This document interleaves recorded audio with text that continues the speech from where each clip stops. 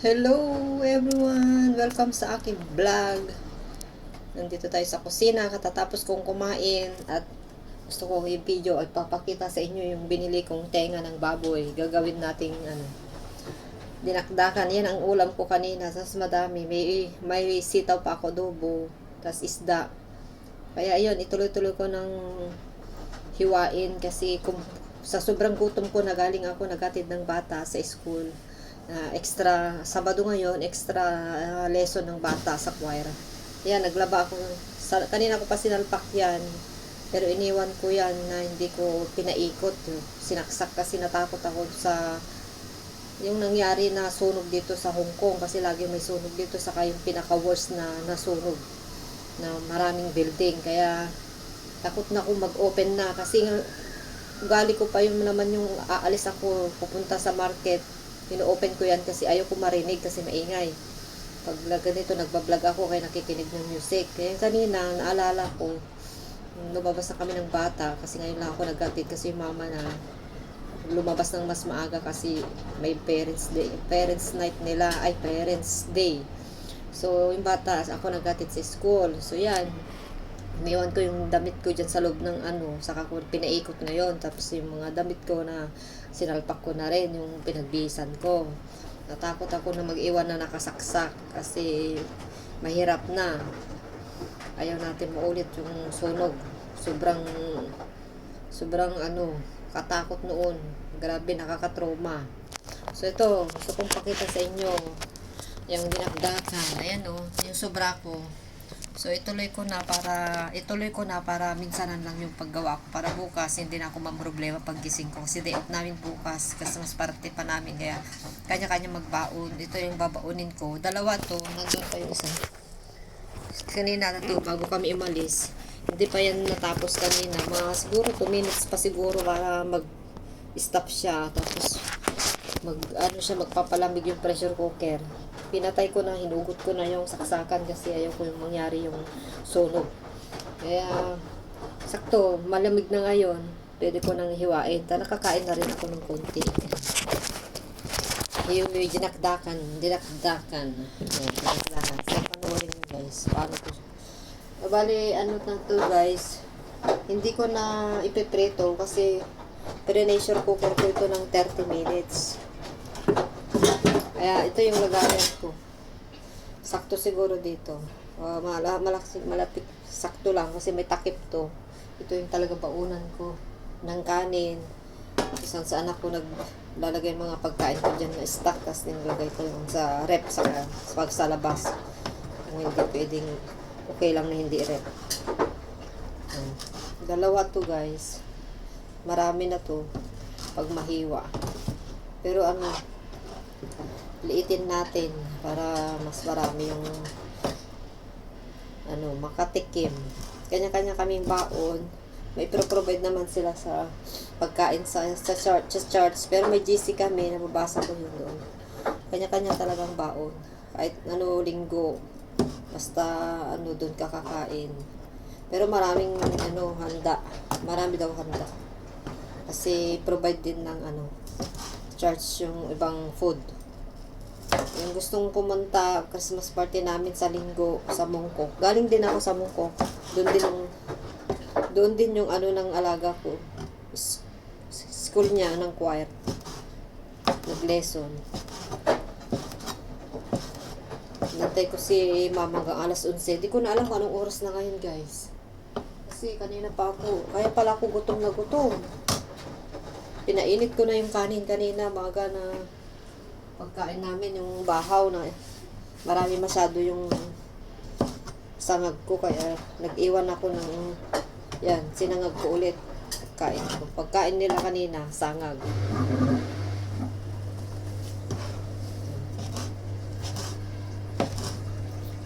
Wala tayong matawagan sa Pinas kasi walang kuryente. Ganito ko na guys, pero bukas ko pa ito re-rekaduhan kasi magkadikit-dikit to pag ilagay mo sa ref para kung haluin ko na may suka, kung binabad ko na sibuyas yung sa suka, masarap pala nun sausaw, sarap na isos. Kasi nakababad na yung suka ko guys. Ito oh. Ayan. Ito.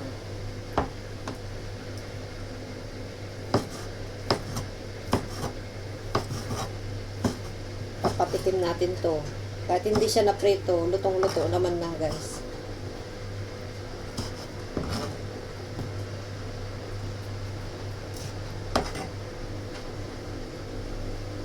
Yung sabaw niya, pinagsabaw ko rin eh, yung pinaglagaan ko. Pero konti lang kasi sobrang taba.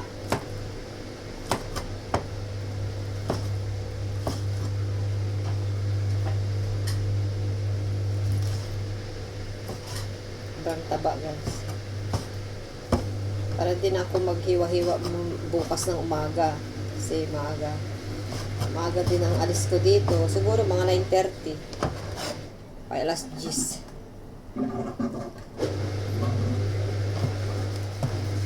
Ayan.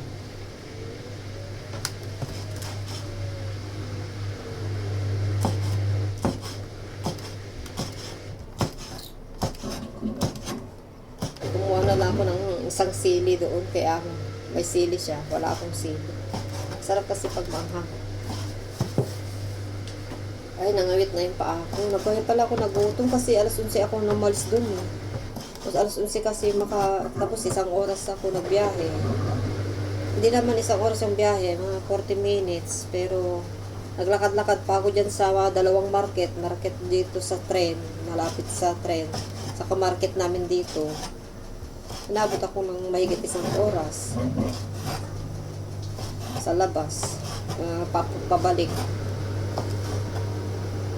Siguro alas 2 na ngayon. O 1:30. Hindi ko nakita yung orasan guys. Hapon na pala. Kaya pala ako nagutom. Alala ko lang ngayon. Kasi alas 11 kanina malis ako dun. Dumiretso na rin yung amo ko doon. Siya na magsundo sa bata. Paalis na rin ako. Diretso na dito. Pero uuwi na sila sa sa kanilang lugar.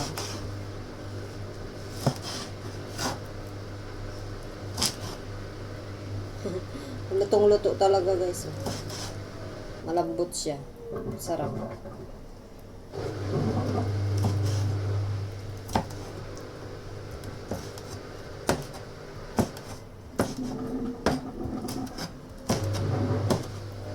Birinasan ko pa ito guys. Birinasan ko.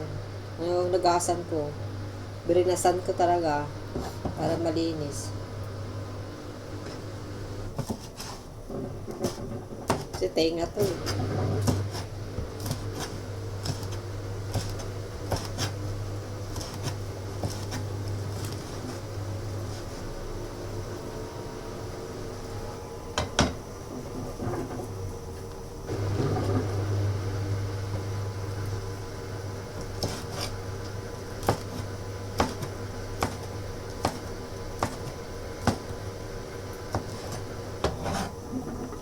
Wala, marami to guys. Ay hindi, sakto lang.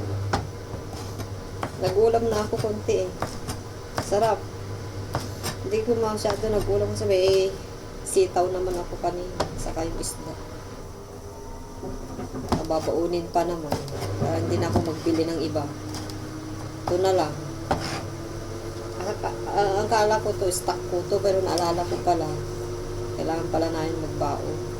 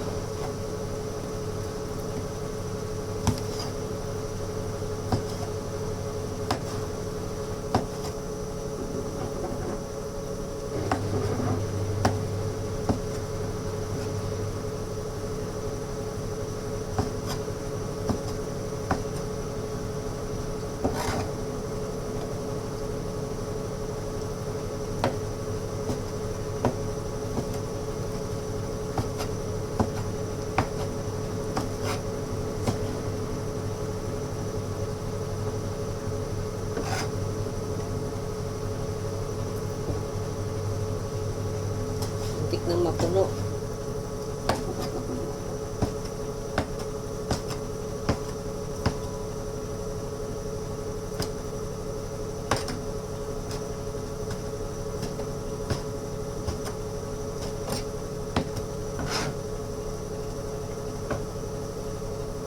Wow! Hindi na po to guys, pero marami na to. Diba? Bale, yan, magbubukas ako. Ilalagay ko pero siya burikado, pero hindi ko siya ihalo ng suka, bukas na lang. Kasi pag inalo ko to, magkakadikit. Pangit na yun bukas. O gano'n. Nilagay ko sa rep. Kakadikit.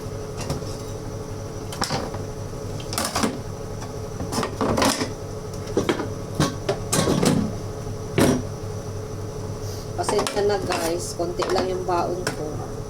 Kasi tipid tayo kasi lagi ako nabili ng pagkain ko dito.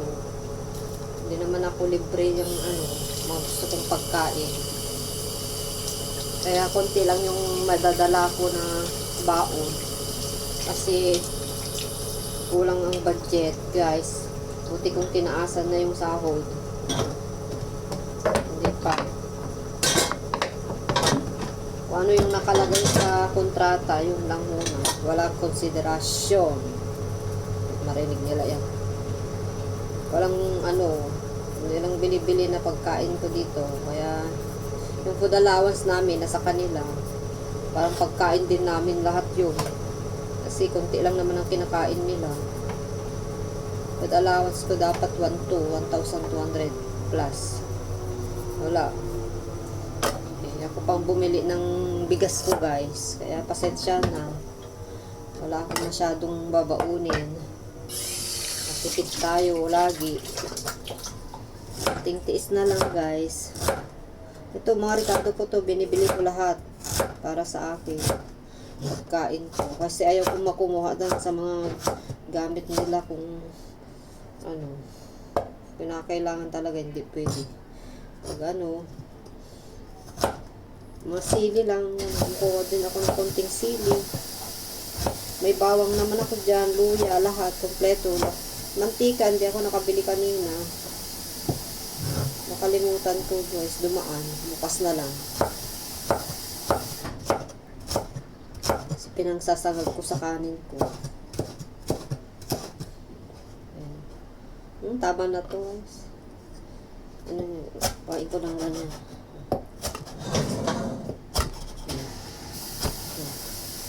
Diba? Yung sibuyas niya, dagdagan ko na lang. Bukas. Okay, ngayon. Bukas ko na ito ihahalo. Sarap, sarap.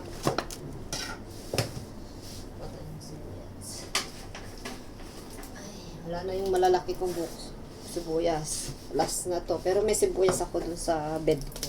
Dun sa bintana. Tumubo na nga eh. Maliliit yun eh. Gusto ko bumili ng sibuyas na ganito maliliit. Yung binibili nila dito malalaki. Kasi yun kinakain ko to eh. Masarap kasi. Ano to? Kakabawas ng sipon. Nakakagamot ng sipon. Para iwas sa sipon. Ganun. Laban sa sa immune system.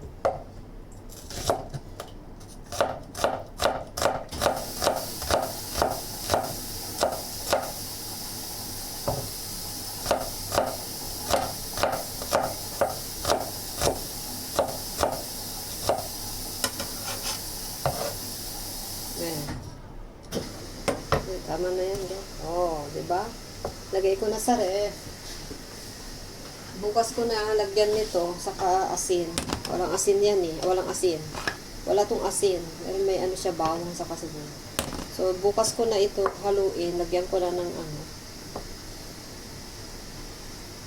Hindi ko alam kung doon ko na siya kasi magtutubig eh. Magdadala na lang ako ng suka. Doon. Plastic ko na lang, ilagay ko sa loob para hindi siya. Tapos, haluin ko na lang siya doon. Okay, bago ako alis, haluin ko na. Para hindi na ako maghalo doon. Okay. Pero may gloves naman ako. Eh?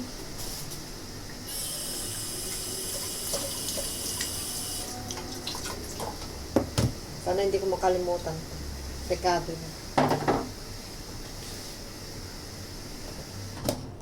Ito lang ang baon, guys. Yung kanin doon na marami ka sigurong kanin. Magbabaon ng kanin. Bye-bye na, guys. Bye-bye. Pakisubscribe ang aking video. 16 minutes.